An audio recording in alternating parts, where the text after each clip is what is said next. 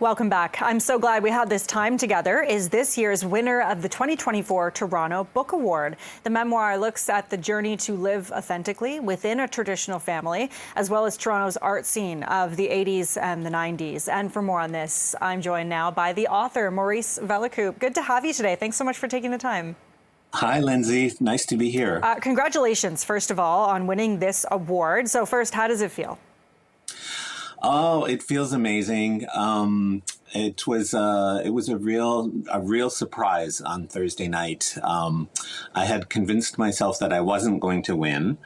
And so when they said my name, I truly was surprised. And so the emotion that I brought to the stage for the acceptance speech was very real. And I was very touched. Well, that's amazing. Let's talk a little bit more about this book and exactly what it's about. It's detailing your childhood as well and some struggles you faced growing up. Yeah. So, I grew up in Etobicoke, and my parents were Dutch immigrants who had moved here in the 1950s. And they were part of a very severe religious sect called the Christian Reformed Church. And I'm gay, and growing up in that intolerant atmosphere of that church led to a lot of problems in life. And when I came out in the sort of early 80s and left the church, that was right at the beginning of the AIDS era. And so I kind of became very overwhelmed and just kind of shut down for many years and was practically celibate and very unhappy. And so that's what the book is about. And then the final section, I finally get into psychotherapy and start to sort of untangle all of this stuff. And eventually, well, the reader will find out what happens in the end. The reader will find out. It sounds as though you go through a bit of a healing process as well, I hope, at the end of this. Maybe not the AIDS epidemic, but, you know, growing up as a gay person and your parents not quite understanding that is something I'm sure a lot of people very much can relate to. So have you been hearing from people who have read your book, or is there some hope here that maybe you'll help people feel a little bit more heard who are maybe going through something similar? Yeah, I've been hearing from a lot of people, actually, both gay and straight, particularly from my former church, the Christian Reformed Church. And the other thing about it is that I started this book in 2012 when President Obama was in the White House, and progressive issues seem to be making progress. And now we're faced with, the Trump second term, and we have some very harsh legislation on the table in Saskatchewan against trans people.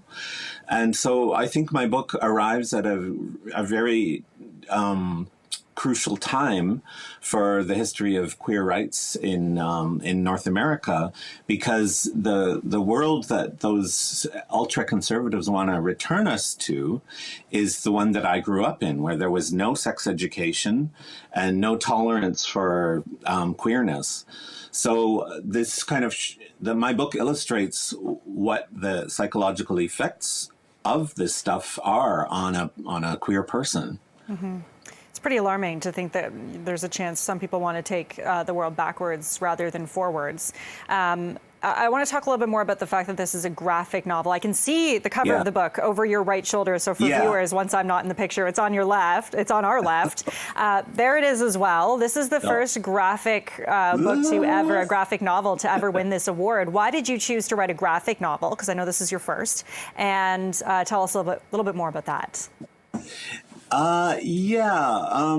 So I'm an illustrator. I've worked for magazines and advertising for many years, and during all that time, I drew short comics for various publications as well. And so the book came about, as I say, in 2012, partly because I was having trouble finding work as an illustrator, and I was really scrambling around for other things to do to make money.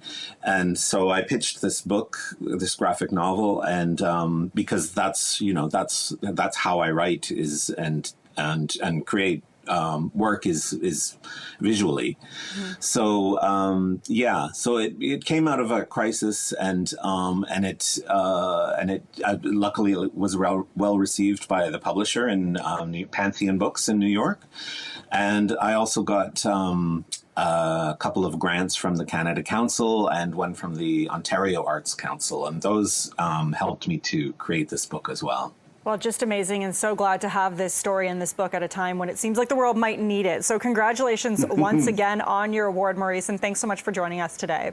Thanks. It's my pleasure. Thanks for having me. Thank you. That is author and the winner of the 2024 Toronto Book Award, Maurice Vellekoop.